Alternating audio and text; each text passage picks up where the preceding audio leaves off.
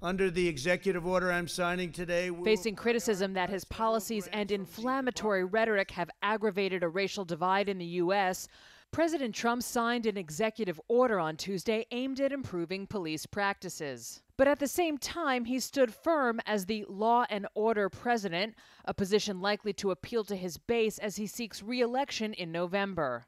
Americans want law and order. They demand law and order. They may not say it. They may not be talking about it, but that's what they want. Trump opened his remarks by expressing sympathy to the families of victims of police violence, several of whom he met with earlier in the day, including the family of Ahmaud Arbery, who was allegedly killed after being chased by 3 white men while jogging, one of them an ex-cop. But the president quickly pivoted to a threat of more law enforcement to quell protests and penalties for looters. There will be no more looting or arson, and the penalty will be very grave for those who get caught. Violence and destruction will not be tolerated. We cannot do that.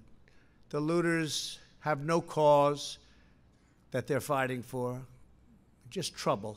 Trump's executive order includes new restrictions on chokeholds. Chokeholds will be banned, except if an officer's life is at risk. And encourages police departments to improve information sharing of officers' backgrounds, so that officers with significant issues do not simply move from one police department to the next. It also encourages police to employ the latest standards for use of force and to use less lethal weapons such as stun guns. Federal dollars would be steered to police departments that get independent certification by outside bodies.